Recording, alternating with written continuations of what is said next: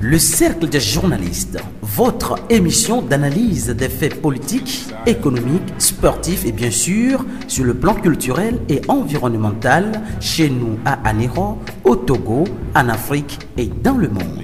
Le Cercle des journalistes, votre émission.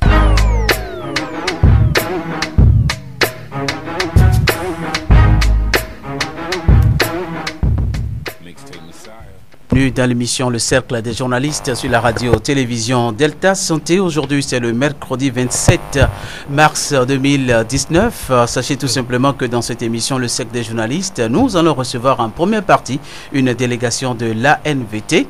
Et puis après, nous allons recevoir les confrères. Nous allons décortiquer l'actualité politique, sportive, culturelle du Togo, en Afrique et bien sûr dans le monde.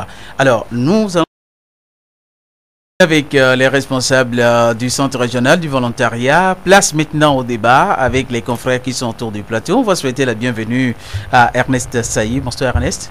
Bonsoir Tony. Bonsoir Tony. Bonsoir aux auditrices. Bonsoir à tous les auditeurs. Et à la santé. Oui, ça va. Okay. Dieu merci. Allez, on va souhaiter la bienvenue également à Félix Anoumou-Dossavi. Bonsoir Félix. Bonjour, bonsoir à toutes et à tous. Il est là, Yves Akeson, il vient d'entrer en studio. Bonsoir Yves. Bonsoir auditeurs, auditrices de la radio-télévision d'État Santé. Stan Tchebi, bonsoir. Bonsoir Tony, bonsoir à toutes et à tous. Merci d'être là. Nous avons plein de sujets à décortiquer cet après-midi. Voilà, lui aussi il est là, Justin Anani, qui était donc en route depuis Cotonou et nous a rejoint dans l'émission Le Cercle des journalistes. Chers auditeurs, vous-même prenez la mesure de la chose et comprenez que les journalistes ici du Togo vous portent dans leur cœur et vous respectent beaucoup depuis Cotonou. Il a promis d'être là et voilà, il vient d'arriver, il vient de descendre. Je crois qu'on va lui donner le temps de respirer, de boire de l'eau. Bonsoir Justin. Bonsoir. Les voyages. Bonsoir Marcel et bonsoir à tous les confrères. Bonsoir à tous les auditeurs aussi. D'accord, bienvenue. Merci. Allez, on va parler cet après-midi. Aujourd'hui, on ne va pas être long sur tous les sujets. On va quand même les aborder. L'augmentation du prix de redevance annuelle sur la CET, la compagnie énergie électrique du Togo, qui passe de 1 franc à 5 francs par endroit ou de 1 franc à 6 francs par endroit. Pourquoi ces augmentations après l'augmentation du prix des produits pétroliers à la pompe? 21e journée du championnat national de football de première division. Dito Delomé reçoit Baoulé-Sou des Lacs. Nous sommes en direct. Je ne sais pas si le score a changé. Avant que je n'entre en studio, Baoulé-Sou menait 1-0, but inscrit sur penalty. Voilà la grande joie que je vous apporte en attendant de voir la suite. On va voir soit la pause un peu partout. En effet, le marqueur indique que Dito est mené 0-1 par les requins mâles qui sont allés croquer là-bas. Je crois que ce n'est pas encore terminé. Et on espère que le score sera ainsi jusqu'à la fin. Sinon, Baoulé-Sou pourra mettre un autre but. Et nous allons parler surtout des déboires des éperviers du Togo avec l'élimination sous Claude Leroy. Quelles leçons à tirer? On en parle. Et puis, Akila Sobokor qui doit rentrer au pays. Il y a des communiqués qui circulent sur les réseaux sociaux. Le commandement militaire qui menace déjà. Allez, que craint-on du côté de Akila Sobokor? On va en parler dans cette émission. La CENI est déjà recomposée au Togo. Dans cette CENI, on trouve quelques membres du parti de l'opposition, notamment de la C14. Il y a l'ADI qui fait partie, il y a le CAR aussi qui avait déserté la C14. Faure Sosina Nyasingbe continue de chercher beaucoup d'argent pour le Togo, pour son développement. Il était lundi, mardi au Rwanda, où il a pris part au forum donc, économique du Rwanda. On espère qu'il va rentrer au Bercail avec beaucoup donc, de contrats pour le Togo. La suspension du journal La Nouvelle de Lorson Bonero. On l'accuse de ne pas respecter les principes fondamentaux du journalisme. Bien, on va en parler dans cette émission. Justin qui rentre de Cotonou avec des interviews interposées des acteurs politiques béninois. Si on a le temps, on va les écouter. En Algérie, vous le savez, l'armée lâche Bouteflika, ce qui est rare en Afrique. L'article 102 de la Constitution algérienne dit que si... Bon, on va rentrer dans les détails tout à l'heure. Voilà donc les grandes lignes que nous allons aborder. Tout de suite, augmentation du prix des redevances annuelles à la CET. On nous dit que l'État togolais a augmenté ce prix de l'électricité. Il s'agit de la redevance d'éclairage public qui subit une hausse de 4 francs. Eh bien, au départ, l'information vient donc d'être confirmée par un communiqué interministériel en date du 1er mars 2019. est signé par les ministres chargés de l'économie et des finances, de l'économie, du commerce, de l'administration territoriale pour les clients en basse tension. Cette charge modifiée passe de 1 à 5 francs CFA par kilowattheure. Elle sera de 6 francs CFA au kilowattheure pour les abonnés moyennes tension et dans la zone franche. Alors, on ne comprend plus rien. Tout est technique, mais tout ce qu'on sait, c'est l'argent. C'est l'argent qui est augmenté et les Togolais n'en peuvent plus. Félix Amdossavi.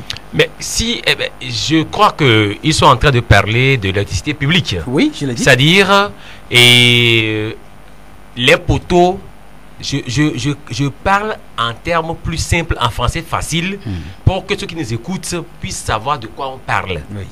Donc, ils sont en train de nous dire que les lampadaires qui sont dans nos villes, quand on les allume, on paye. Nous payons. Moi, je paye. Et que à partir de maintenant, on a augmenté les prix qu'on paie sur ces lampadaires-là. Moi, je suis d'accord. Je suis d'accord à condition qu'on nous respecte. À condition que, à Anéro, nous ne soyons pas dans le noir. À condition qu'on n'allume pas une partie de la ville, on l'éclaire, et une partie de la ville est dans le noir. À condition que l'on remplace les poteaux qui sont abattus par des accidents, des véhicules. Ces véhicules-là payent. Et pourtant, les poteaux ne sont pas remplacés. J'ai vu des cas précis où se trouve l'argent de ces gens-là qui ont payé, mais les poteaux n'ont pas été remplacés. Un poteau est, je crois, à 1,2 million et c'est le prix minimum, 1,2 million. Et les gens qui abattent, si tu ne le paies pas, ton véhicule n'est pas libéré. Ou des fois, ce sont les assurances qui payent. Après avoir signé des papiers, les assurances payent. Mais les poteaux ne sont pas remplacés. Pourquoi? J'ai ici parlé de ces cas-là où, devant mes yeux, des poteaux électriques ont pris feu. Les ampoules sont tombées. J'ai même pris les images en direct. Pour remplacer ces poteaux, il a fallu des dizaines de mois. Il a eu aussi le cas des poteaux qui sont tombés parce qu'il y a eu du vent. Depuis 3 ans, dans mon quartier, à Adjidou, ces poteaux n'ont jamais été remplacés. Mais on a pensé à l'augmentation de l'éclairage public. Maintenant, on augmente. D'accord. Si on augmente, il faudrait que la population, nous soyons éclairés, parce qu'on nous a dit que ce que nous payons n'arrive pas à combler le déficit. Merci Félix de Savy. J'ai dit que nous sommes talonnés par le temps. On va faire petitement sur chaque sujet. Alors NSAI, voilà, la CET fait son job. La population, elle, doit subir parce qu'on parle d'éclairage public. Et depuis longtemps, comme Félix l'a dit, on nous a dit que bien l'éclairage public qui sont dans les villes ne suffisent pas pour combler donc, le déficit créé au niveau de la CET. On envoie parfois certains milliards à la ville de Lomé, par exemple, la ville de Kara. En tout temps, on nous a dit qu'à Anéro également. Pourtant, on nous dit que ça ne suffit jamais. À Anéro, on nous disait qu'en tout temps, 150 millions donc, sont dus à la CET pour payer l'éclairage public. Non, tu sais, l'autre fois, je disais que nous sommes entrés dans une phase où nos dirigeants pensent maintenant à une paupérisation à outrance de la population. Appelons les choses par leur nom, parce que moi, je ne vois pas en quoi, aujourd'hui, on peut passer de l'éclairage public. Tout d'abord, il n'y a pas une communication autour de la chose. C'est-à-dire qu'on se fout pas mal du Togolais. Lorsqu'on avait institué 1 franc sur le kilowattheure de communication, de consommation électrique, pour comme quoi l'éclairage public, les gens avaient respecté, mais on est resté comme cela. Je dis, un peuple timoré. Il n'avait même pas informé. C'est ce que je dis. C'est après qu'on a vu. Effectivement, c'est ce que je dis. Il n'y a pas eu de communication toute la chose. Maintenant, passer de 1 franc à 5 francs. Ça veut dire en économie, c'est 400% d'augmentation en même temps. 400% d'augmentation.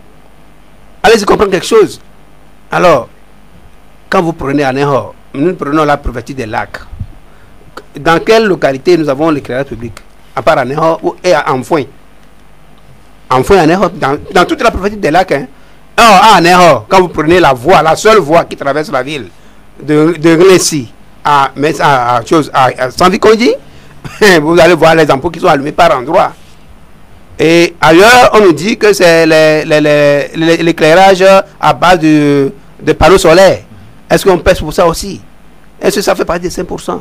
Merci. Je voulais rebondir sur cette question justement que j'avais prévue à Stan. Est-ce que ce n'est pas mieux aujourd'hui que l'on puisse faire la publicité pour l'éclairage solaire que de perdre du temps avec le voltaïque? Et c'est les Togolais, les contribuables, les pauvres Togolais que nous sommes qui payons toujours la facture. Je crois que nous en avions parlé largement ici la fois passée dans ce studio. Et bien vrai, si on fait de la publicité par rapport aux panneaux solaires, je crois que c'est une bonne chose. Mais reste à savoir quelles sont les conditions qui vont quand même accompagner, disons, ces panneaux solaires. Donc je crois que dans mon pays, vraiment, disons, quand on voit peut-être la chose ailleurs et venir l'appliquer, je crois que on ne l'applique pas comme tel. On fait peut-être à sa manière, on fait plutôt comme on veut pour que ça puisse nous avantager. Donc je crois fondamentalement que quand nous parlons donc de l'éclairage public, c'est vrai, et je crois, nous l'avons dit, comme si on fait les choses comme si on ne respecte pas les Togolais, on fait les choses comme on veut, alors que normalement pour pouvoir faire ce genre de choses, il faut quand même il faut quand même informer la population, il faut préparer la population, expliquer l'objectif pour lequel il faut la communication. Oui, il faut la communication. Alors je sais qu'à chaque fois que je viens chez Yves Akesson au palais royal des Akoué, je vois un panneau, une ampoule, sinon un panneau solaire, un poteau solaire. Je ne vois pas de photo voltaïque. C'est bien ça, non? Voltaïque.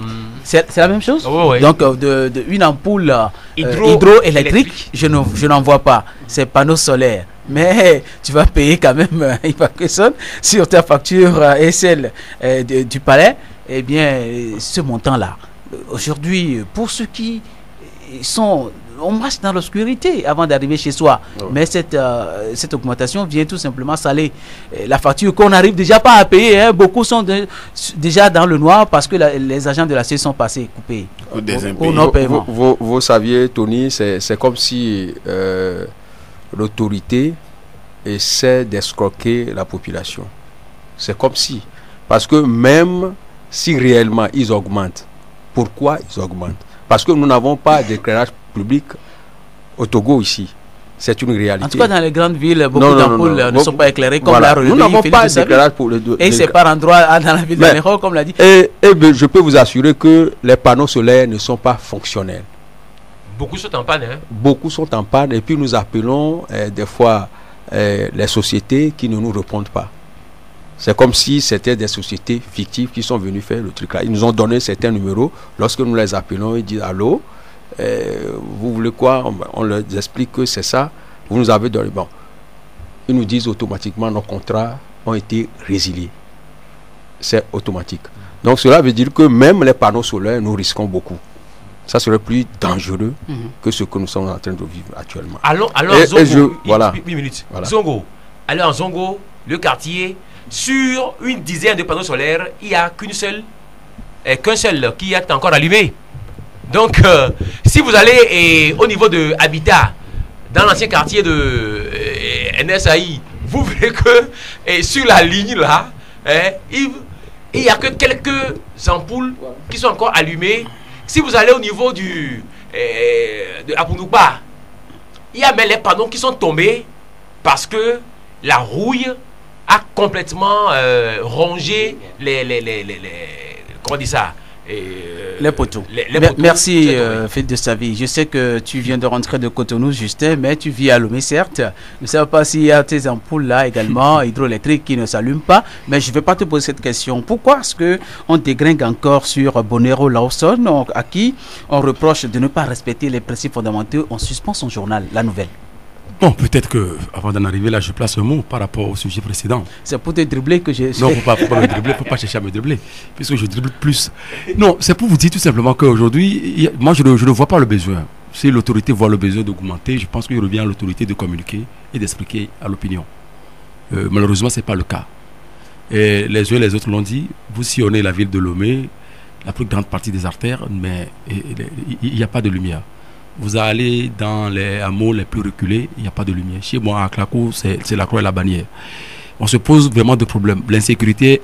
Nous avons eu à placer 2 ou 3 poteaux par endroit dans les cantons de la préfecture de Lac et dans d'autres cantons. Parfois dans certains marchés qui ne s'animent même pas. On a placé des poteaux solaires. À des fins électoralistes. Ça, nous volons pas la face. Donc, moi, je résume en disant tout simplement que ce qui se passe aujourd'hui, parce qu'on a connu l'augmentation du prix des produits pétroliers récemment. On parle de l'augmentation des frais de l'électricité. On va tout droit... Non, je sais, même pour l'instant, c'est l'éclairage public, on parle de l'éclairage public. Oui. Ce à quoi nous devons entendre, c'est que très bientôt, même la consommation même sera augmentée. Et c'est ce que la population redoute. Très bien, le kilowattheure sera augmenté. Moi, constater pour ceux qui utilisent les compteurs cash power. Vous allez constater que la consommation n'est plus comme avant. Ils ont réglé cela. Voilà. Ceux qui, par exemple, utilisaient par exemple 10 000 francs de consommation aujourd'hui sont à presque 15 000. Voilà. Pour terminer le mois, alors que c'est les mêmes matériels qu'on utilise. Je ne sais pas si vous avez fait le constat. Le constat est bien fait. Très bien. Et donc, bientôt, que ce soit la consommation électrique, la consommation, le mètre cube d'eau, le péage, tout ça là va augmenter. Tout ça, c'est le PND. Donc, moi, je vous dis, ça ne m'étonne pas. N'ignorez pas que nous sommes à quelques jours des élections. Le Togo va encore organiser. Est-ce que c'est dans le cadre, dans le sillage de ces élections-là, moi j'anticipe qu'on sanctionne les journaux? Non, pas pour ce qui concerne les journaux. Nous sommes au Togo. Il ne faut pas s'étonner. Qu'est-ce qui s'est passé? On a fermé la radio isolée. Qu'est-ce qui s'est passé? On a fermé la radio, les gens de FM. On a suspendu Taxi Presse. Aujourd'hui, c'est carrément le journal. Qu'est-ce qui s'est passé? On a fermé la station LCF à cause de Pascal Bodiona. Qu'est-ce qui s'est passé et qu'on a mis tellement de pression sur cette émission de Taxi Presse et qu'aujourd'hui les auditeurs sont sevrés. Et qu'est-ce qui peut encore se passer sur les autres journaux? Parce que les menaces n'en manquent pas. Je vous dis que lorsque nous ne vivons pas dans une démocratie, il faut s'attendre à tout. Donc moi, rien ne m'étonne, bien que je ne sois pas sur le territoire avant que l'information ne tombe. De l'autre côté, j'ai eu l'information à travers les plateformes des réseaux sociaux, mais rien ne m'étonne. Nous sommes dans un système et c'est comme ça le système évolue. Donc il faut s'attendre au pire et moi, ça ne m'étonnera jamais. Merci. Vous n'êtes pas étonné quand il existe des choses comme ça et nous allons gérer le temps. Oui, par rapport au sujet sur la suspension du journal La Nouvelle. Comme je venais de le dire, Justin, ça n'étonne personne. Mais ouais, vous n'êtes pas sans savoir, c'était le 12 février passé. Le journal Le Combat du Peuple a caricaturé Monseigneur Bodjoro. Mais jusqu'à présent, je n'ai pas vu un seul doigt levé de la part que ce soit des patrons de presse ou bien de la HAC pour interpeller le soi-disant doyen de la presse, le directeur de publication de ce journal-là. Ça aurait été une autorité togolaise, de même membre du gouvernement, qu'un journal privé a caricaturé ainsi. Peut-être que le lendemain, ce journal sera aussi suspendu. Mais j'attends toujours, puisque ça fait presque un mois, il n'y a pas eu de réaction. Je reste avec toi pour cette question. Ensuite, je la passe à Félix de Savy. Le chef de l'État fait beaucoup d'efforts pour le PND. Il était au Forum économique de Rwanda pour parler aux investisseurs privés pour venir investir au Togo. Oui, vous savez, on en a parlé autrefois. C'était lundi, mardi. On en a parlé autrefois. Tout ça, c'est du gaspillage encore pour le Togo. On n'a pas besoin de faire cette tournée-là. Si le chef de l'État a vraiment la bonne volonté, tous ceux qui ont pillé, ont détourné des fonds, il suffit de les récupérer. Il suffit qu'on récupère ces fonds-là. On n'a même pas besoin de ce PND-là. Le Togo va se développer. Quand on prend les 26 milliards de la route de Vaughan-Nord, Lomé, Vaughan, Enfoin. On prend tout ce qu'ils ont détourné parti par là. Les routes mal construites. Quand on fait la reddition des comptes au niveau de ce qui rentre au niveau de la SAFER pour les pots de péage, tout ça là, on n'a pas besoin de cette tournée là. Je crois que c'est du tourisme que j'ai en train de faire. En tout cas, moi, c'est pas pour le bonheur d'être Togolais quand même. Fils de sa vie. Et moi, je me dis honnêtement, si le Rwanda, si c'est au Rwanda que le Togo s'en va pour se faire financer, c'est triste. Et je vous informe que selon nos informations, c'est terminé à Lomé et que Gbolesou a fini par gagner Dito de Lomé 2-1. 2-1. Ah, bravo. Donc,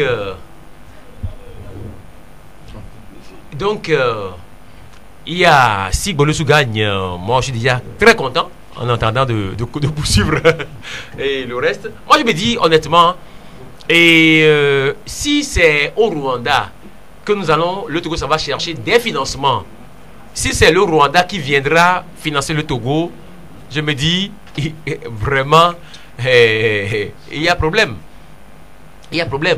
Hein?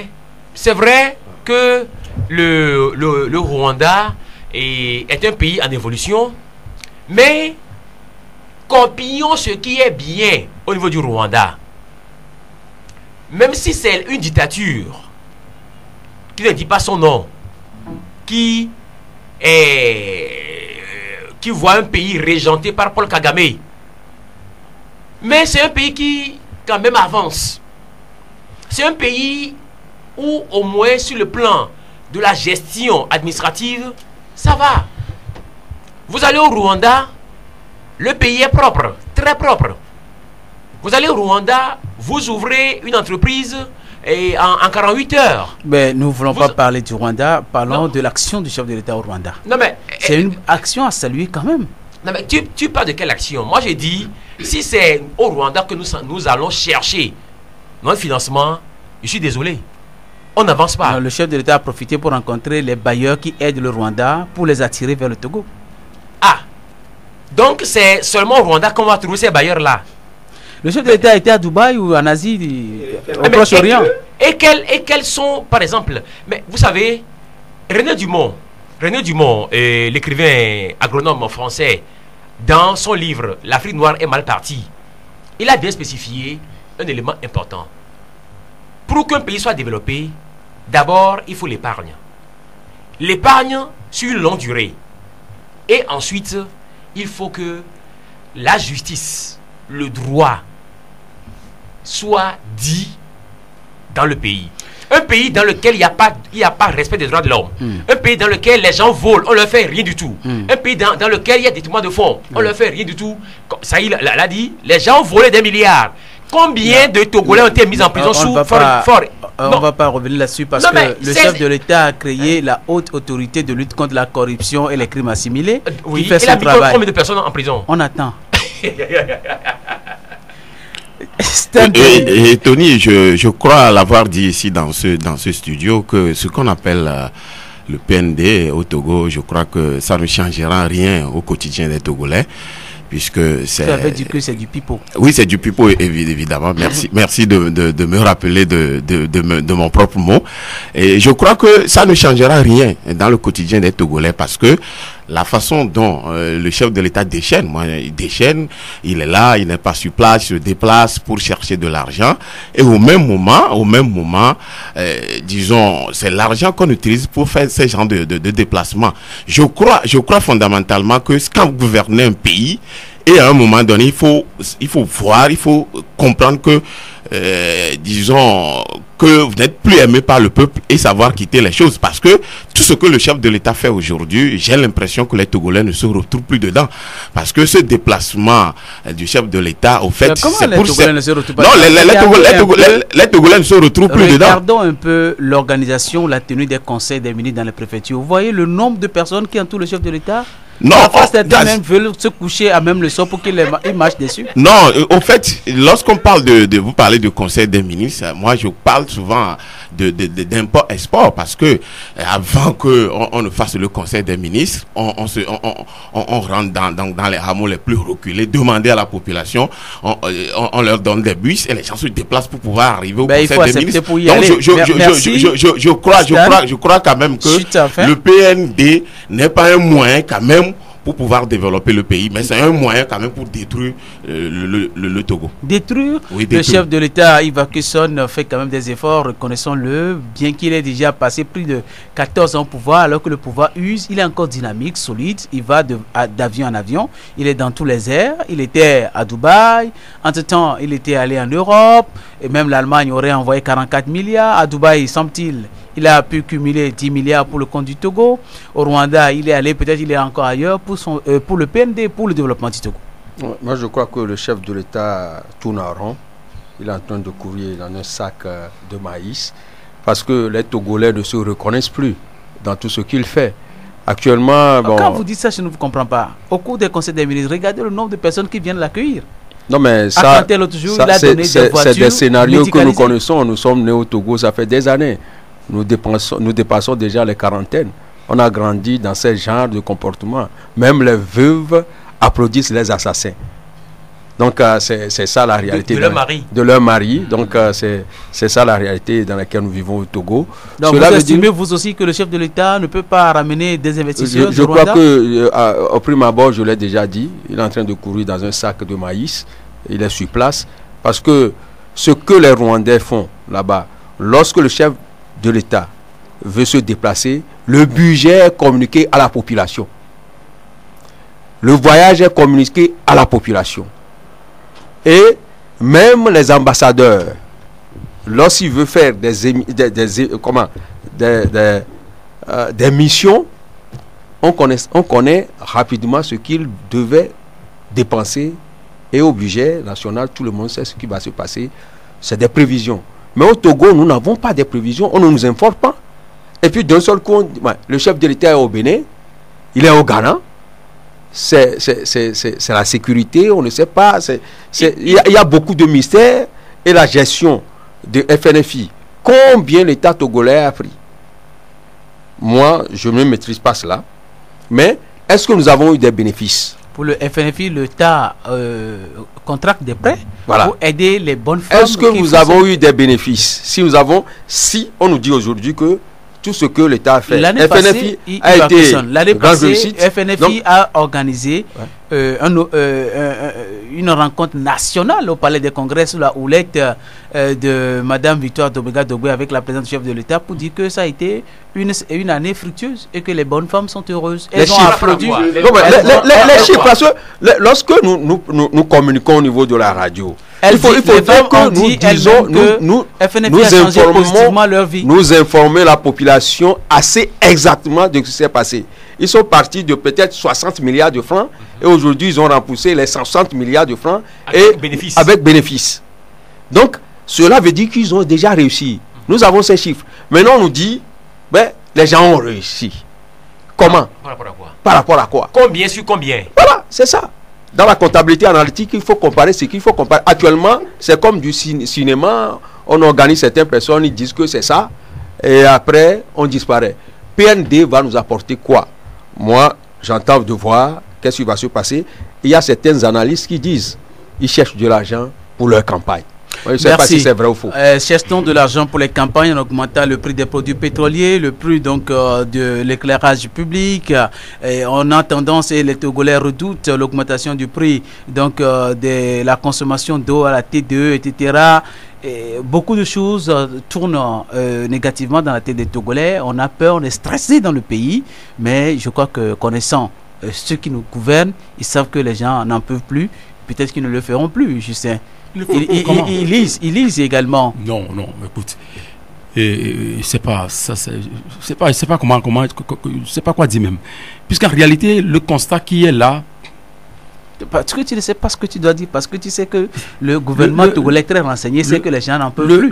Donc il y aura plus d'augmentation. Le constat qui est là, la bonne gouvernance impose la réduction de comptes. il faut faire le compte à la nation, il faut faire le compte à la population, au peuple.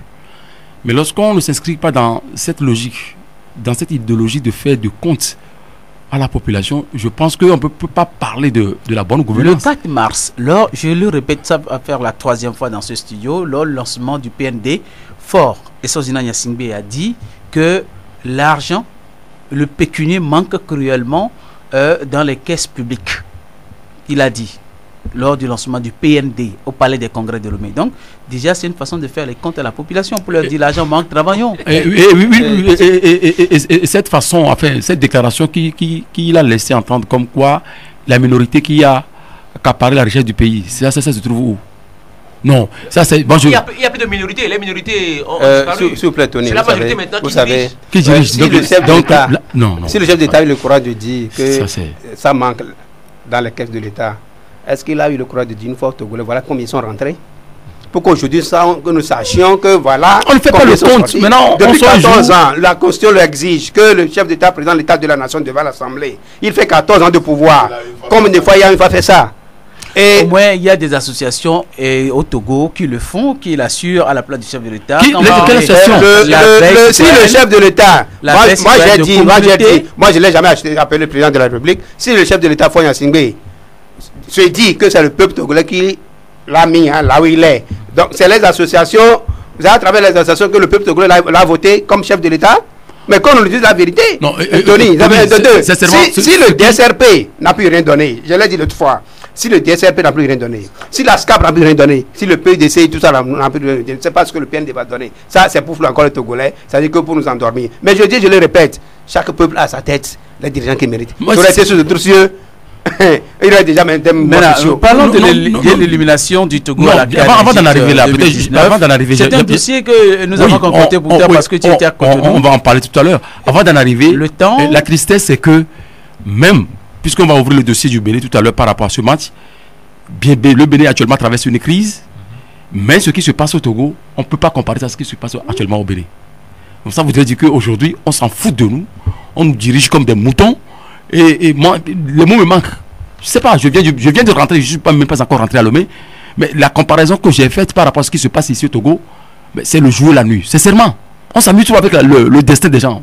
Donc tu veux dire qu'il n'y a pas d'ampoules non allumées qui sont en panne à Cotonou? Il y a des ampoules non allumées. La gestion qui est faite de la nation, même si aujourd'hui au Bénin, M. Talon, Patrice, est en train de faire des réformes, et que ça suscite des réactions, et qu'au-delà de tout, la vie aujourd'hui au Bénin, quand vous comparez ça avec ce qui se passe au Togo, c'est le jour et la nuit. Il n'y a pas de comparaison, sincèrement. Parlons, on va gagner du temps. Non, juste une minute, juste 30 secondes. 30 secondes. Quand tu es rentré au niveau de la frontière, tu verras que au poste du Bénin à Hilakonji, et on ne prend plus de l'argent aux citoyens et qui n'ont pas de carte. On ne prend plus rien, tu passes. Et tu viens au Togo. Vous payez. Tu payes. J'ai fait le constat tout à l'heure. Tu arrives à Sambi-Kondi, au Togo. Au Togo, tu payes. Alors que de l'autre côté, Hilakonji, tu ne payes pas. Tu ne paies rien. Ça, c'est juste un seul exemple. Merci, Effet de Savi, pour cette information. Non, peut-être que les Béninois n'aiment pas l'argent. Nous, voilà, nous aimons beaucoup l'argent au Togo. C'est la tête, le poisson pourrit pas la tête. On a des surprises, c'est triste, hein, vraiment. Voilà, parlons de l'élimination du Togo. C'est la première fois, depuis que nous avons tous peut-être dans ce studio la quarantaine, c'est la première fois dans l'histoire de notre pays que une majorité des Togolais ont prié pour la défaite de leur équipe nationale. Qu'est-ce qui s'est passé finalement à Cotonou au point où, c'est vrai, une victoire acquise. Les Béninois ont mieux joué en première mi-temps que nous. En deuxième mi-temps, on a cherché à sortir la tête de l'eau. Mais au prix de 2 morts aussi, ils ont quand même acquis la qualification. Oui, l'élimination du Togo, moi je pense que c'est pas à Cotonou. Hein. Tout a commencé, comme vous venez de le dire. Et depuis le premier match du Togo, nous avons perdu trop de points à la maison. Non seulement ça, avec l'arrivée de Claude Leroy qui ne fait que la gueule. Je me demande même si véritablement c'est un entraîneur ou bien s'il n'a plus grand chose au niveau de son ménage. Parce que quand vous voyez le match que le Togo a livré la fois dernière, au-delà de bien avant le déroulé même de ce match, nous étions à Cotonou bien avant. On a eu à approcher certaines personnes, la détermination, la mobilisation Moi, j'étais parti au niveau de Abomey avant de rentrer. Et par après, on a constaté que c'est une affaire de tout un peuple.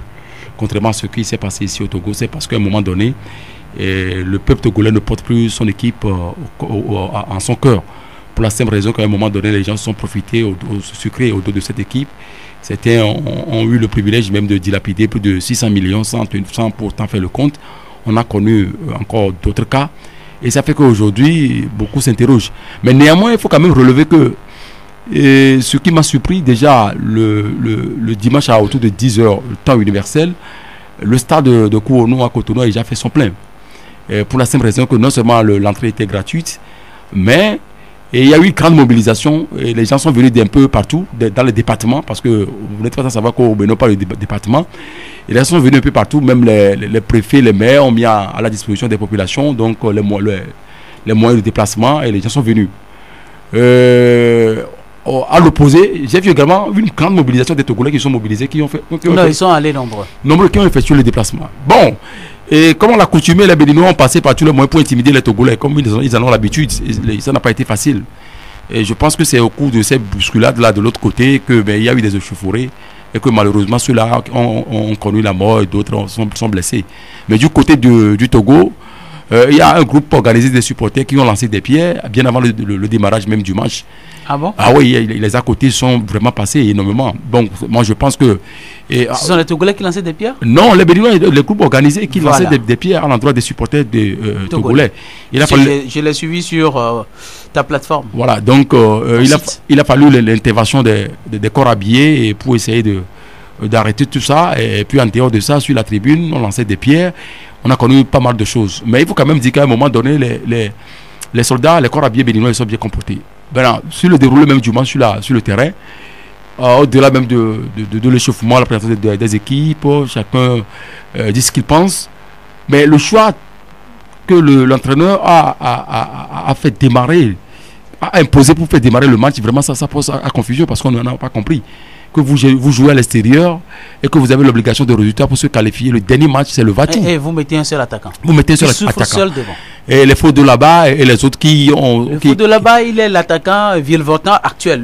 Le plus en forme. Voilà, qui marque de but dans son club. Il y a encore d'autres. Il y a Kevin qui est là. Il y en a plein qui sont là. Il a mis tout ce monde-là sur le banc.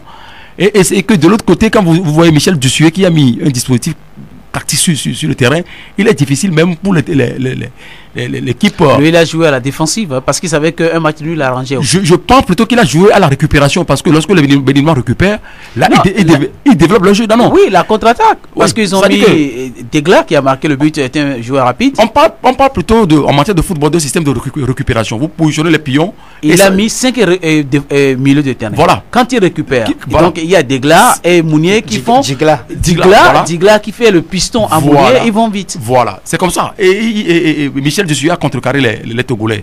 C'est parce que nous avons un entraîneur qui ne répond pas justement au tic au tac, à la position tactique de l'adversaire. Je ne dirais pas qu'il ne répond pas, mais je dirais plutôt qu'il n'a plus rien à proposer. Il est fini.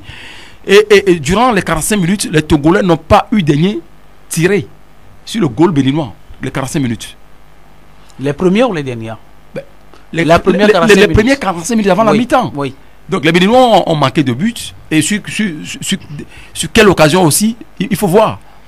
Donc, on pleure aussi les gardiens. Parce que, disons-le, à la fin de la carrière d'Agassa, on n'a plus de gardien au Togo. Oui, ça veut dire que c'était vraiment un scandale de grands gardiens. Mais en second mi-temps, c'est parce que Adebayor, qui a laissé entendre, qui a déclaré que c'est pratiquement la fin de sa carrière internationale, je ne tiens pas trop compte de ces déclarations. Il s'est battu?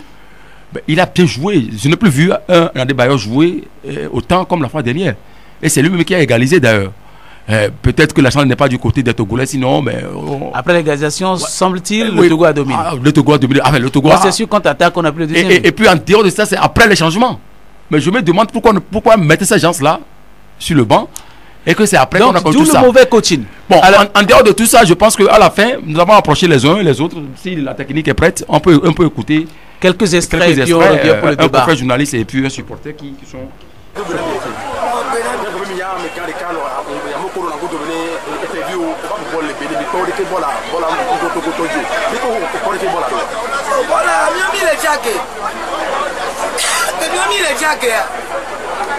Claude Roy, on doit la sorte de carré pour bon. Faut de la balle et doit gagner le club. Faut de la non. Attaquant veut laisser peut voler. Chez Ibe, et bien la douée, et ni banane, et deux toi. Quand faut de la non bon. Eh bien, je n'ai à répondre à mes gars. Comme préparation pour le pont, le Claude. Prochaine fois, c'est pas grave, on va chancer. Mais bien, ni Kanye. Les Ninois, ouais, mais on me date comme d'habitude. Ils vont pas loin. Ils vont aller premier tout pour là-haut. Il y a Claude Roy, les gens. Il faut les Roy, Joe. What the staff? Staff back play one. What the? Comme le 3 que le noir. Le 3 ça va s'arranger. Merci beaucoup. Il y avait joué un mot aussi les vieux. Il y a son mot de l'eau. Yo. Bonjour. Voilà, nous sommes au Bénin, vous avez suivi le match comme moi. Quelles sont vos impressions? Oui, il faut dire que d'entrée, à mon humble avis, le technicien a raté son choix. Le 11 de départ, on ne peut pas avoir un attaquant, notre meilleur attaquant du moment, qui a été laissé au banc là-bas photo. Vraiment, ça a été inadmissible et incompréhensible. Mais à la reprise, lorsqu'il a su sortir Gilles, qui pouvait toutefois aussi apporter un plus offensivement, et l'entrée de là-bas, on a su remettre les pendules à l'heure. C'était le moment où les Togolais devaient appuyer sur les accélérateurs. Mais ça n'a pas été le cas. Vraiment, c'est désolant, c'est décourageant qu'on perde cette rencontre ici à Cotonou. Vraiment, il nous reste beaucoup à faire. Du goal en attaque, il va falloir qu'on essaie de préparer l'avenir de notre équipe nationale. Sinon, vraiment, il y a péril à la demeure. Et ça dit que les réglages n'ont pas été faits à temps par rapport à ce match qui est un match capitalistique pour le Togo. Oui, absolument. On est en train d'écouter le confrère Grégoire Attignon, on a écouté Maman Togo. En somme, Grégoire, lui, veut qu'on refasse carrément la refondation. Oui, c'est plutôt le confrère Abdoul qui est en train de parler là. Oui. Et il faut quand même dire que quand vous voyez la tension autour de ce match, et même après... C'est curieux que les confrères fassent la bile de ce qu'on n'a pas pu gagner là-bas. Tout le monde sait qu'on a perdu la victoire déjà à la maison ici. Tout à fait. En faisant nul contre le Bénin à la maison, c'était une erreur. Et en faisant un nul contre la Gambie à la maison, c'était une erreur. Voilà. Et en encaissant grandement et largement, on a été douché par l'Algérie à la maison. Oui. Je crois que Claude Leroy n'a rien foutu en fait. Oui, et c'est pas à Cotonou, comme Grégoire Attignon l'a dit, qu'on ira chercher la qualification. Donc c'est sur ce angle-là, moi je dis qu'il a parfaitement raison. Mais moi je dis, au-delà de tout, que le fait d'éliminer le Togo la fois dernière, je pense que c'est une très bonne chose. On doit retourner à la maison pour apprendre et tirer les leçons. Et je me dis également que s'il advenait que le Togo avait gagné ce match, personne ne peut imaginer ce qui allait se passer parce que... Oui, au-delà des nerveux, est-ce que la population béninoise en général a bien accueilli les Togolais? Parce que là... Moi, je dis plutôt que les signaux étaient au rouge. Ah bon? Ouais, les signaux étaient au rouge. Donc si le Togo avait gagné sur... Mais je ne sais pas comment ça va se passer, mais les signaux étaient au rouge. Quand vous voyez même la mobilisation des corps habillés, déjà aux alentours même du stade, à l'entrée du stade, même...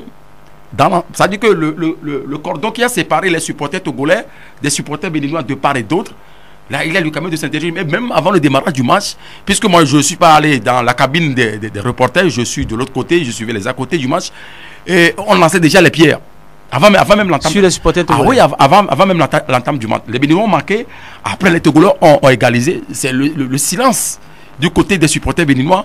Mais quand vous voyez la tension, l'ambiance, et les chansons quand on est les supporters togolais, et ça donne l'impression que le Togo allait gagner ce match-là. Mais quand vous écoutez de part et d'autre ce qui se passait, mais vous allez dire que si il advenait que le Togo gagne ce match-là, mais je pense qu'on va implorer la bénédiction des dieux. Je ne parle plus de Dieu en ce moment. D'accord, merci. Je crois que ça, c'est les Togolais. Mais entre le Togo et le Bénin, il va falloir qu'on revoie un peu l'organisation. Si les Togolais, eux, ils accueillent bien les Béninois et que les Béninois vont continuer ce comportement, nous, on ne refuse pas la défaite et on l'accepte. Mais si on avait gagné, parce qu'on peut éventuellement gagner, et donc s'il y avait grabuge, je crois que les Togolais auront compris que finalement, les Béninois ne nous aiment pas.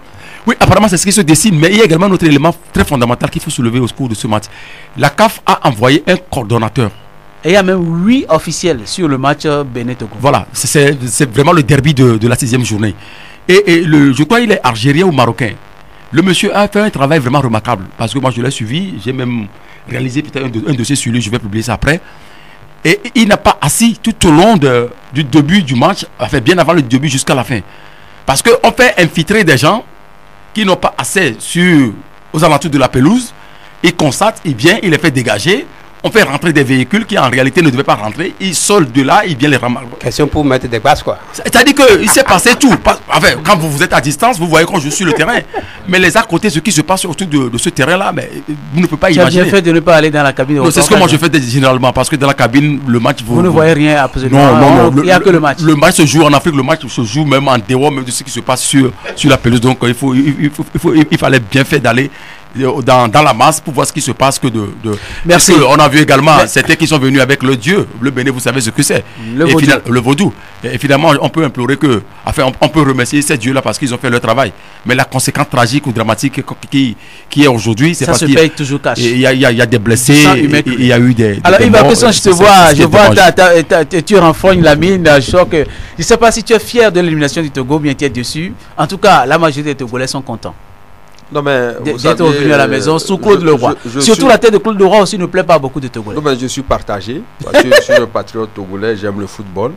Je crois que Claude Leroy a déjà raté sa coach depuis le Togo. Parce que nous avons des joueurs comme Omao, Djené et autres là qui étaient disqualifiés automatiquement lorsqu'ils jouaient à Lomé. Il a fait les problèmes tout au long de l'année avec Omao. Des éliminatoires, je dirais même. Voilà, au cours des éliminatoires, nous avons des joueurs qui sont bien dans les championnats et qui ont des cotes acceptables par ces clubs qui sont tellement bien structurés, mais Claude Leroy ne veut pas de ces joueurs. C'est à la fin qu'il a reconnu en ces joueurs les qualités. Donc pour cela, moi, je n'ai pas totalement aimé Claude Leroy.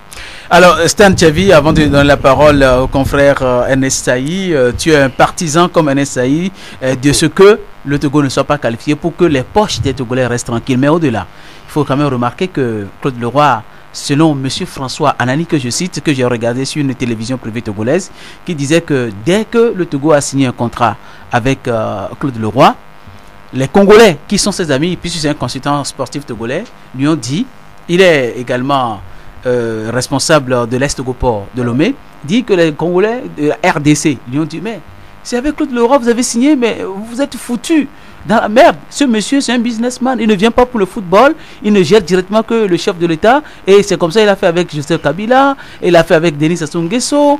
Et puis, le résultat, il n'écoute personne. Il est têtu. Il fait à sa tête. Paul Biya également. Au fait, Claude Leroy, c'est un monsieur qui fait tellement de la gueule. Puisque moi, je l'ai toujours écrit sur les plateformes. C'est un monsieur, excusez-moi, impoli. Et après chaque match, même accorder des interviews, c'est-à-dire à un moment donné, mais il ne voulait pas parler dans le micro des Togolais. Il quitte directement, il va chez le chef de l'État et puis il dit aux gens qu'il traite directement avec le chef de l'État.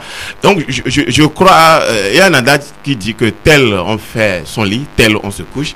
Aujourd'hui, quand le Togo n'est pas qualifié pour la CAN 2019, en tout cas moi je ne suis pas surpris, parce que quand vous voyez tout ce qui se passe, Claude Leroy qui fait des gesticulations, entre-temps il parlait donc des graines du Togo, le monsieur a fait tout, mais il faut savoir quand même que Claude Leroy n'est pas au Togo pour le football, mais il est au Togo pour ses propres affaires. Donc tout ce qui s'est passé, moi en fait je n'ai pas souhaité la victoire des éperviers quand même, je n'ai pas souhaité la qualification des éperviers, parce que juste après la qualification, les gens prennent cette qualification là comme du business, parce que quand les éperviers vont à la CAN, vous allez voir que du retour, quand on leur demande donc des comptes, les gens s'en fichent pas mal, et maintenant il y a quand même des déchirements au sein des autorités, et puis tout ce qui entoure après la CAN, je crois que c'est mieux que le Togo revienne. Mieux que le Togo revienne, juste NSAI, mais est-ce que revenir pour revenir, ou bien c'est parce que la flambée des prix sur certains produits pour accompagner les éperviers qui n'atteignent pas, quand on sait qu'en 2017, le Togo était au Gabon, le Togo qui a fini bon dernier, qui a pris 3 buts, devant par exemple la RDC, devant quelle autre équipe là, rappelez-vous, et puis à la fin, quand on fait le dispatch, on dit les chaussures les chaussettes sont vendues à 20 000, la ceinture à 25 000, etc. Les bananes et autres là. On ne comprend pas. Et à la fin, les hôtels qui sont à 1 000 $. 500 000. Les hôtels qui sont à 1 000 $. Les primes des joueurs togolais qui ont fini au premier tour dépassent la prime des joueurs ivoiriens. Tony, moi je tiens d'abord à remercier et à témoigner toute ma gratitude aux écureuils du Bénin pour avoir éliminé le Togo. Parce que au moins ça nous évite à l'augmentation de certains prix. Mais ils l'ont fait avec grâce. Sur papier, même Canal Plus au grand mot, les grands remèdes. Au grand mot, les grands remèdes. Le Togo. Au grand mot, les grands remèdes.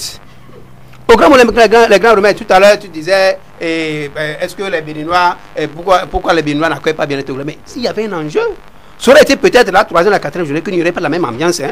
C'est la dernière journée, le Bénin aussi devait sa qualification par au moins un match nul. Mais c'était l'enjeu du match. Et puis le Bénin a toujours eu des travers par rapport au Togo. On se rappelle que 2017, le Bénin était meilleur deuxième et le Bénin ne devait pas encaisser plus de 5 buts. On se rappelle, le Bénin était allé au Mali et a encaissé 5 buts à 2 alors que le Togo gagnait et le Bénin et le Togo étaient sortis meilleur deuxième. Et ça, les Béninois l'ont au travers de la gauche. Et il y a d'autres matchs de couperé direct. 2010, je crois, ou à 2007, nous avons déjà battu également le Bénin pour aller à la CAN et ça énerve les Béninois. Moi, je ne comprends pas. Ils disent, il y a un complexe d'infériorité quand même côté béninois. Ils disent que le football togolais est devant. Le football béninois, on ne peut pas les comparer. C'est que le football togolais est en avance. Mais avec l'arrivée de Claude Leroy, nous avons beaucoup régressé en matière d'équipe nationale. Bien, ça fait 1, 2, 2. Donc, je disais que ça nous évite de fabriquer encore des millionnaires dans ce pays qui n'auraient pas travaillé, des gens qui n'ont pas travaillé, mais qui deviennent des millionnaires. Maintenant, par rapport à la rencontre, moi je dis, comment est-ce qu'on peut espérer une qualification du Togo-Bénin? Lorsque vous perdez sur 9 points, vous perdez déjà 7 points à domicile. Sur 9 points que vous pouvez gagner à domicile, vous perdez 7. Et vous pensez aller vous qualifier sur un terrain neutre à l'extérieur. Alors que l'équipe là aussi veut gagner des points. Il veut gagner des points pour se qualifier. Moi, la seule équipe pour qui moi je regrette beaucoup dans ce groupe D, c'est la Gambie. La Gambie a tellement joué que j'aurais aimé que ce soit la Gambie qui soit qualifiée à la place du Bénin. Mais malheureusement, eux aussi, ils ont perdu face au Togo.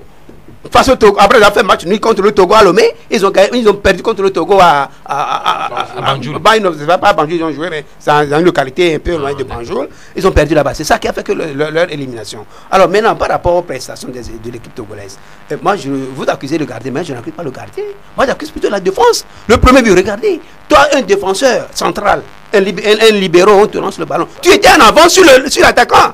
Il suffit de courir et dégager le ballon. Tu attends. Donc là c'est un problème de coaching parce que durant toute la phase éliminatoire, je n'ai pas vu une équipe homogène à la défense mise en place par Claude Leroy. C'est-à-dire que vous voyez aujourd'hui certains à la défense, après au second match, c'est d'autres qui viennent. C'est ce qu'il fait. Comment voulez-vous que cette équipe puisse se défendre? Maintenant, Claude Leroy lui-même, je dis, vous parlez tout à l'heure de contrat. Est-ce que vous savez, tu connais les thèmes du contrat qui a amené Claude Leroy ici?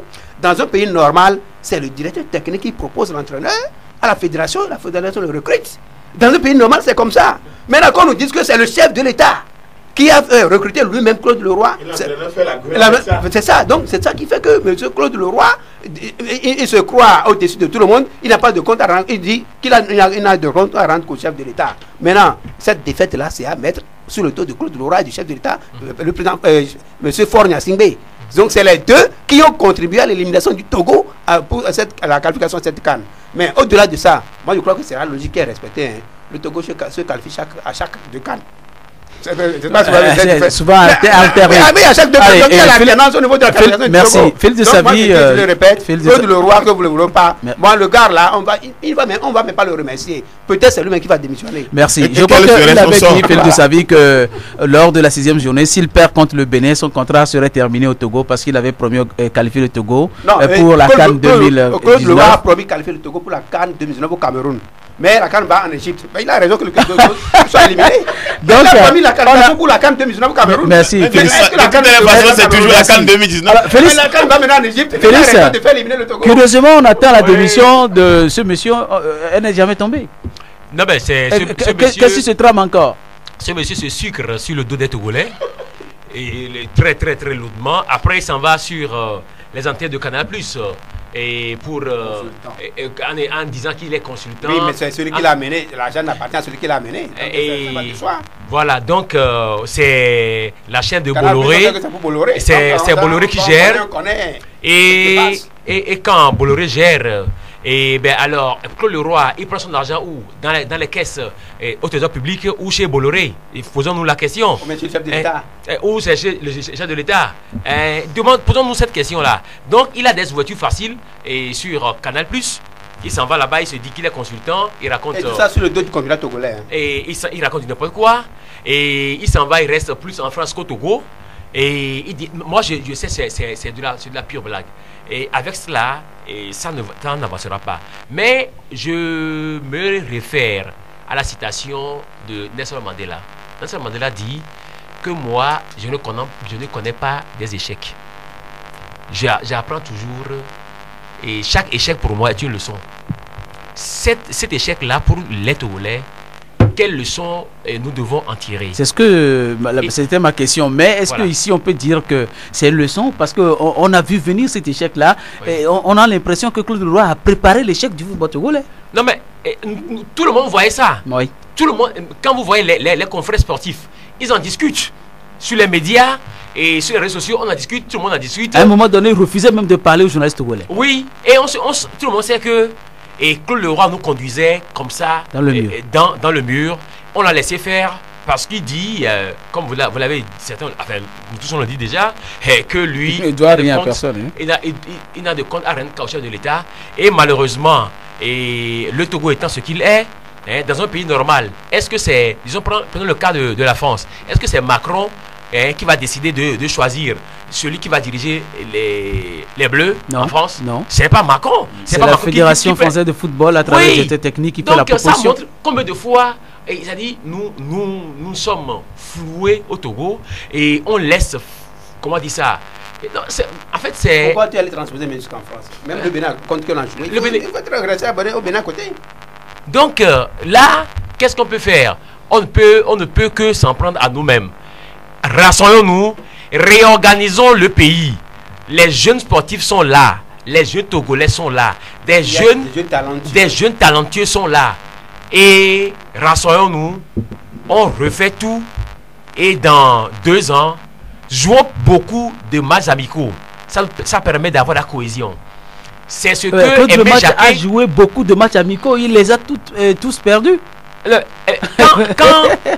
En fait, c'est ce que Aimé Jacquet a fait. Moi, j'ai vu ça avec Aimé Jacquet qui a gagné la Coupe du Monde avec la France avant. Mais il a pris des gens de trucs là simples, déjà simples, et qu'il a fait mûrir pour chuter. Moi, j'ai été très choqué quand j'ai écouté Adebayor dire qu'il est en train de jouer là-bas au Bénin son dernier match. Et en équipe de... Il a dit à Lomé? Non, il dit qu'il va aller jouer là-bas au Bénin son dernier match. International. C'est pas bien. Ça veut dire qu'il s'attendait déjà à une défaite peut-être. Mais il allait plutôt dire je vais tout faire pour nous faire qualifier au Bénin et la CAN serait ma dernière CAN. On saurait qu'il est en train de mobiliser les esprits pour que ses petits frères puissent ensemble être en communion d'esprit, gagner et se qualifier pour donc la période, le timing de cette déclaration. C'est pas bien Merci fait. Beaucoup Félix Anoumou de sa vie. Vous permettez peut-être pour ajouter 30 secondes. Je pense qu'on parle de... Moi je suis quand même navré du comportement de nos frères béninois à chaque fois qu'on a un match. Hein. Bon, ça, même si c'est un match de la 4e journée, comme l'a dit Félix, NSAI, on a l'impression qu'à chaque fois qu'on y va, ils ne veulent pas qu'on les gagne. Parce qu'on les a assez gagnés par le passé qu'ils n'aiment plus. J'ai eu à discuter sur cette question avec un ancien joueur international.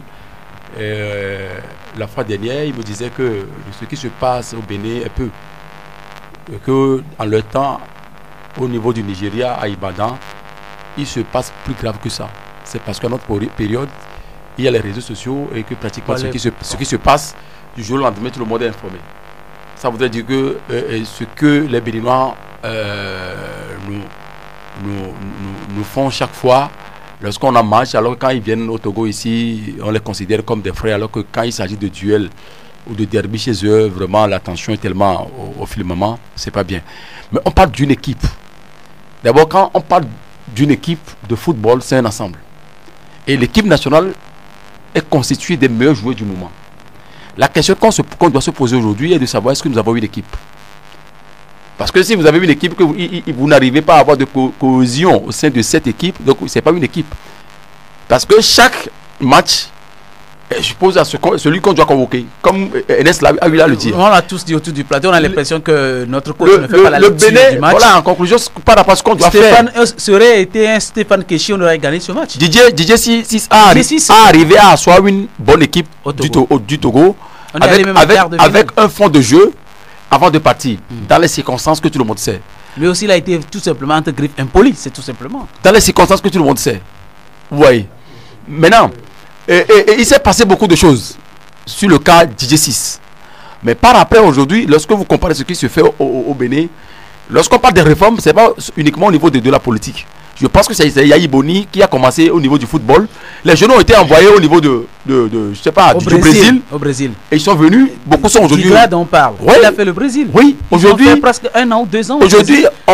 Avec un jeune joueur de Bolesou aussi. Tout Togo, on peut dire que le Bénin a une équipe. Ils ont préparé la base. Le Bénin a réussi à asseoir aujourd'hui une équipe. Avec le concours de leurs techniciens. En tout cas, cette équipe-là, avec l'amalgame, avec les Mounietons, l'équipe ne marche pas. Hein. Avec Athénion, le Togo a bien joué. Oui, en deuxième mi-temps. Oui. C'est que cette équipe-là. Ils ont réussi à nous contrecarrer. Entre griffes, le Bénin n'ira pas loin à la canne avec cette équipe-là. Il va falloir étoffer l'équipe. Non, je pense que c'est maintenant. Avec cette effectif-là, il n'ira pas loin. Non, moi, je pense que c'est maintenant que le plus dur commence. Parce que maintenant, vous savez que n'a pas joué la fois dernière. Dalmeda n'a pas joué la fois dernière. Il y a d'autres qui n'ont pas joué. Seigneur aussi est vieillissant comme Adebayor. Mais de toute façon, vous comparez les deux, je pense que c'est le jour et la nuit. Allez, nous allons parler de l'éventuel retour demain, jeudi, annoncé donc de Akila Issa Bokor. Il dit qu'il a mis la main à la pâte avec les grandes instances internationales qui gèrent le monde entier dans les réseaux, la France, l'Allemagne, les États-Unis. Mais vous voyez tous que sur les réseaux sociaux en ce moment circulent des communiqués du commandement militaire pour dire que c'est un déserteur, etc. Quand il sera là, etc. Bon, on essaie de lui mettre la pression, tout et tout. On annonce même que son avocat est à Lomé. Pourquoi est-ce qu'on doit rentrer dans son pays? On envoie déjà à l'avance des avocats une interview qu'il a faite avec Christophe Abouvier qui devait être diffusée lundi. Cette interview est déjà sur les réseaux sociaux avant lundi. On ne sait plus ce qui se passe dans ce pays. Et beaucoup annoncent que Akila Issa Bokor viendrait peut-être jouer le rôle de Tshisekedi au Togo, gagner les élections en 2020 et pour faire cette alternance de façade-là. Je ne sais pas si vous avez d'autres informations supplémentaires là-dessus, NSI. Non, informations supplémentaires, bon, pas en dehors de ce que nous avons écouté sur RFI. Et que certains... Nous avons l'interview, mais le temps nous talonne. Que certains ont tout fait pour que ça puisse fuiter avant même la publication par la radio. Bon, ça c'est un problème maintenant, la radio, il leur appartient de le régler. Oui.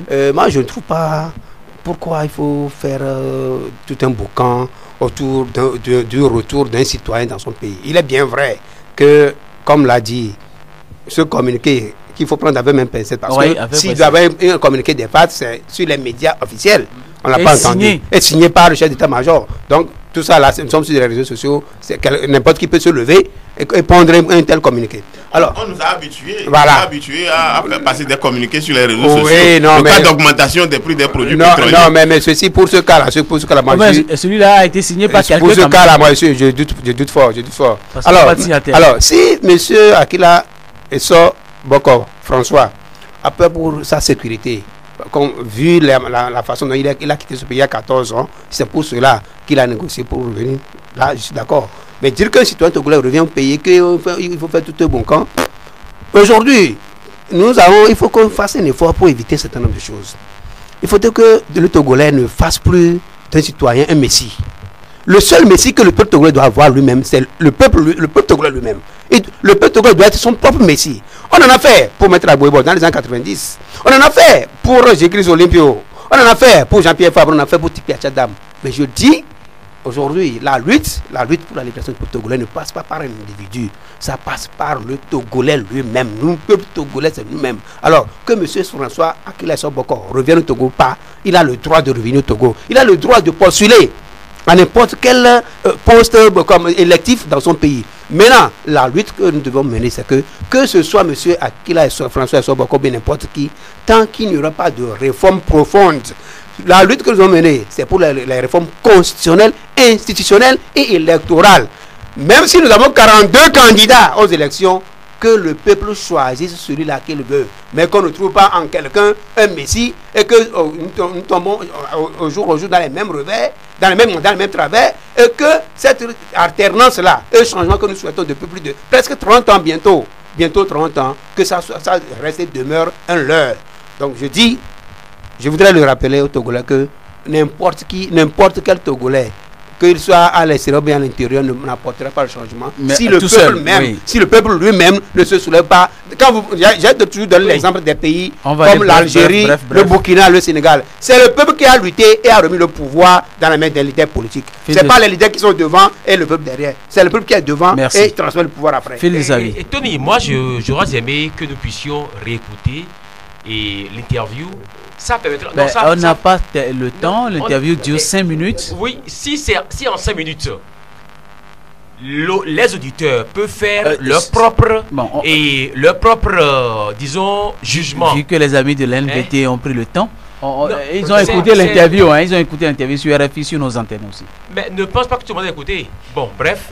C'était mon idée. Oui. Bon, et vu qu'on n'a pas le temps, moi je dirais quoi? Je dirais que pour les jeunes qui sont venus qui sont entrés ou qui écoutent l'actualité depuis ce temps, et ils n'ont pas su qui était Akila Essoboko, oui. Et dans quelles conditions il a quitté et pourquoi son retour maintenant pose problème. Il faudrait qu'en une minute qu'on leur explique ce qui s'est passé. Akila Essoboko était au Togo le ministre de l'Intérieur. Et c'était au cours de l'élection présidentielle de 2005, non? Oui, 2005. Non, 2005. Sinon, il a été nommé par Yadema. Oui, non, je ne dis pas. Oui, mais au cours des élections 2005, il s'est passé beaucoup de problèmes. Oui, moi, j'explique dans quelles conditions il a quitté. Voilà, mais on va être bref. Non, mais j'ai dit une minute. D'accord. Donc, et quand ce monsieur...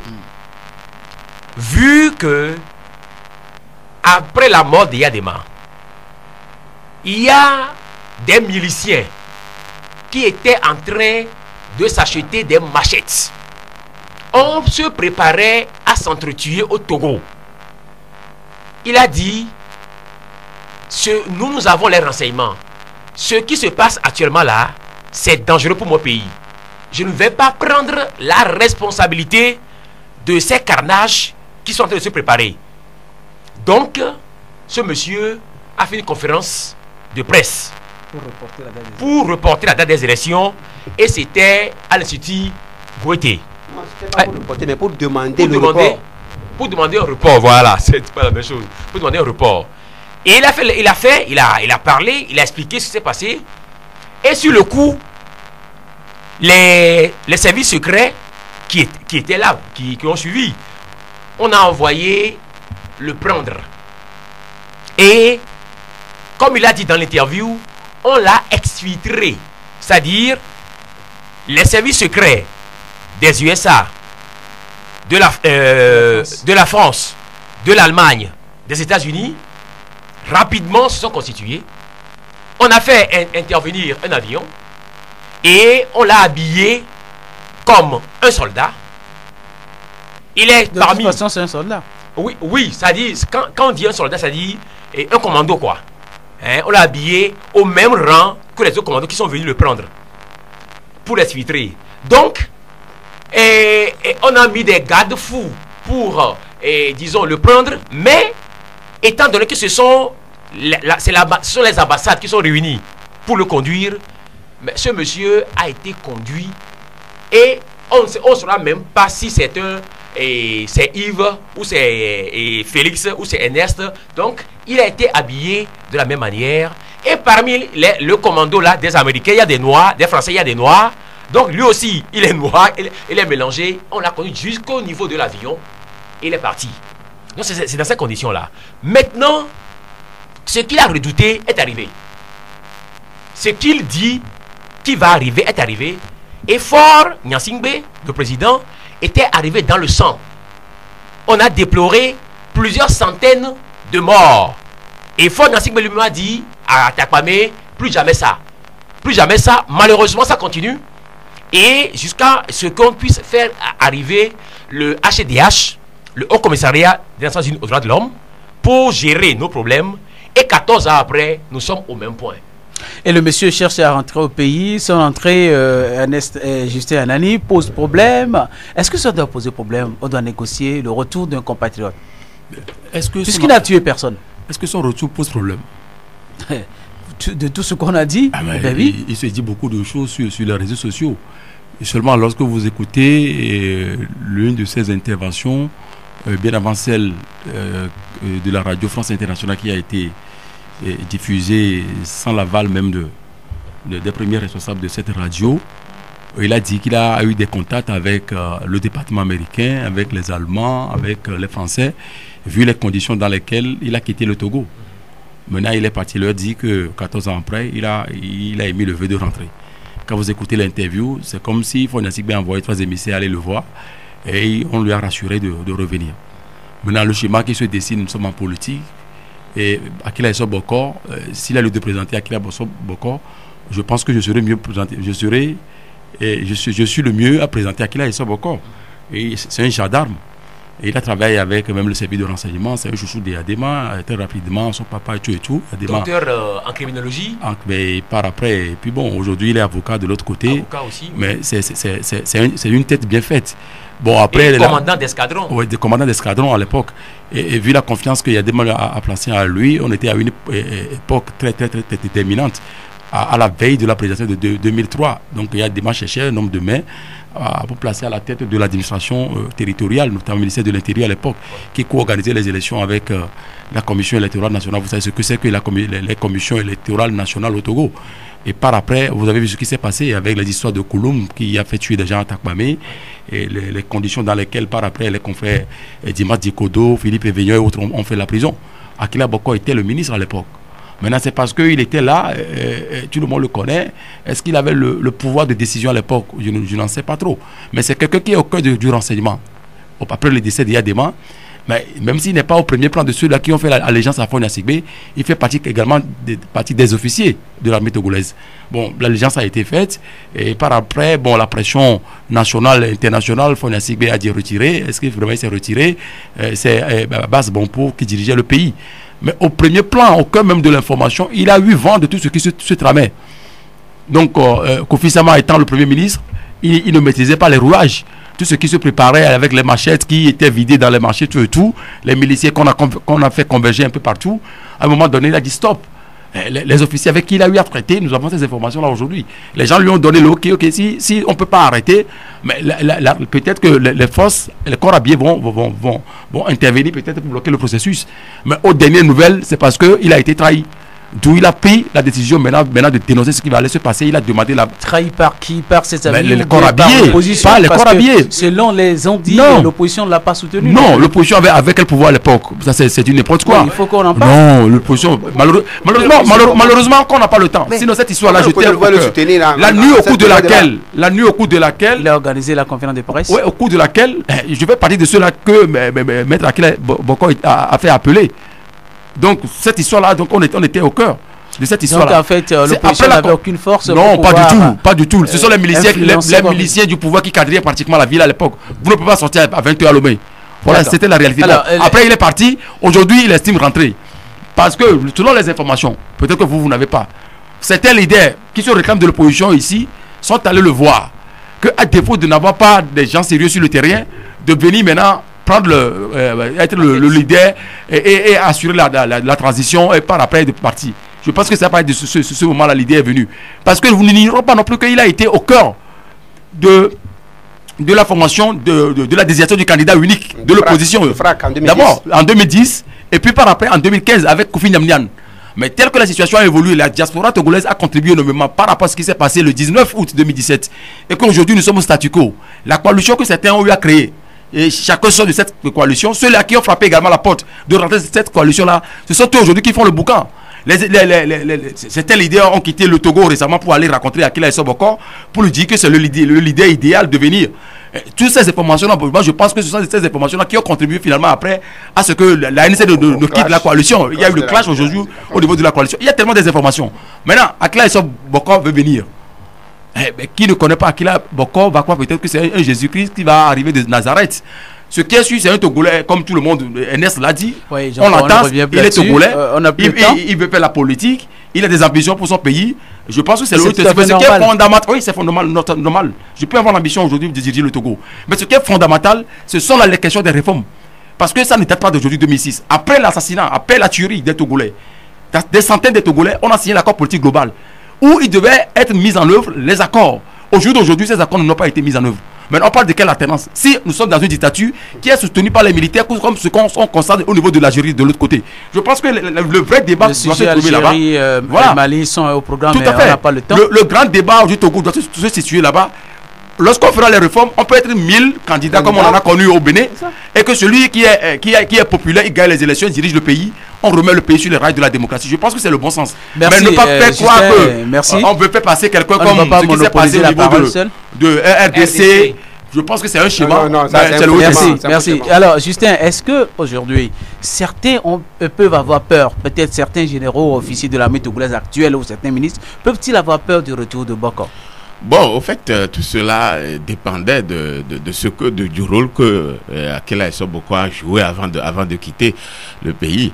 Et peut-être ce qui se passe aujourd'hui, je crois que le confrère Enes Saïl a dit, bon, quand vous voyez tout ce qui entoure le retour de l'ancien ministre Akila Issa Bokor, moi je me suis posé beaucoup de questions.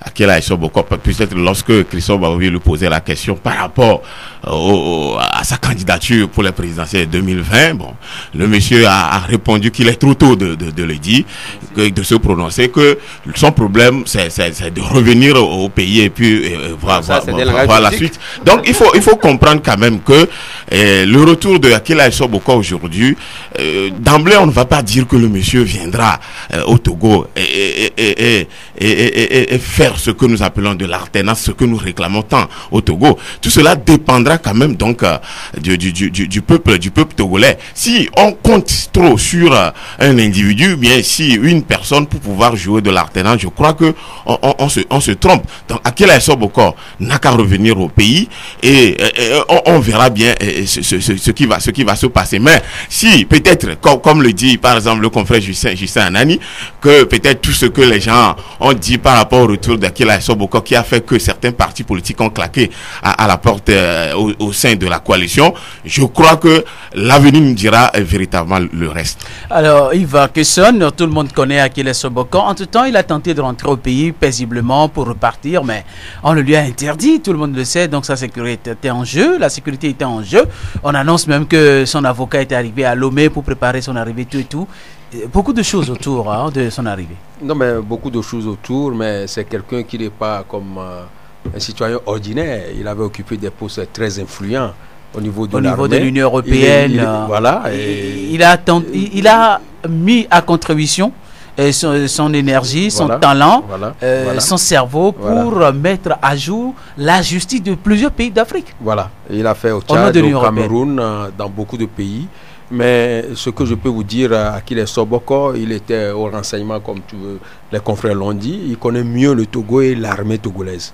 Il peut apporter un plus à l'opposition s'il est dans l'opposition, parce que c'est un politique, tout le monde le sait. Mais Akila Issa Bokor, peut-être ce n'est pas un messie. Actuellement, les calculs politiques nous ont démontré que l'opposition togolaise, malgré tout ce qu'il fait comme mobilisation, mais n'a pas quelqu'un qui peut conseiller les troupes.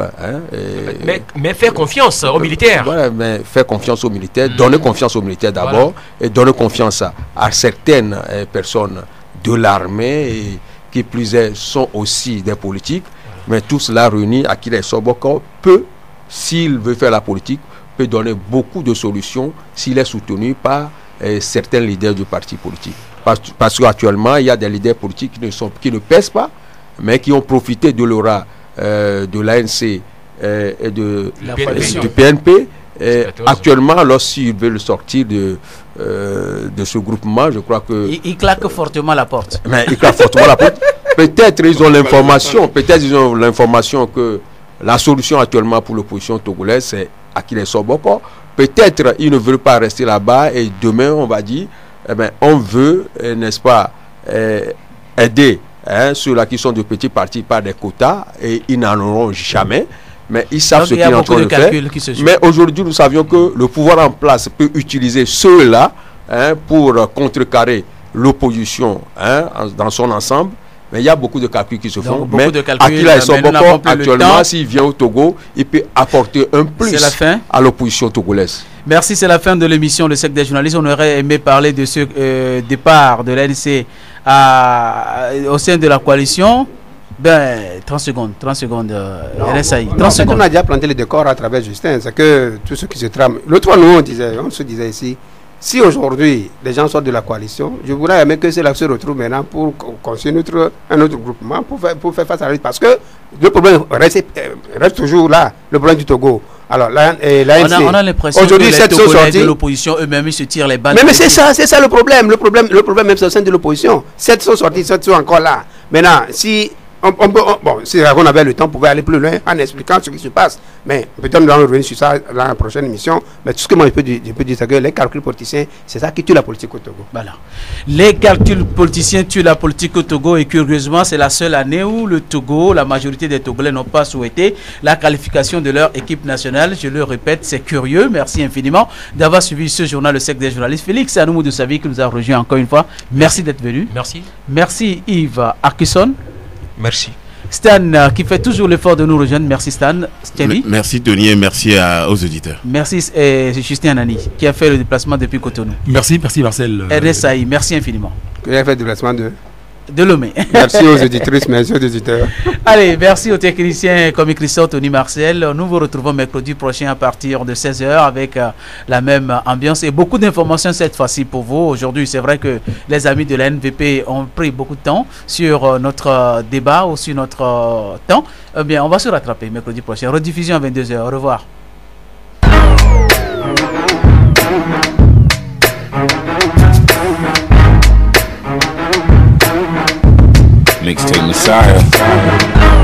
Le Cercle des journalistes, votre émission d'analyse des faits politiques, économiques, sportifs et bien sûr sur le plan culturel et environnemental chez nous à Anéro, au Togo, en Afrique et dans le monde. Le Cercle des journalistes.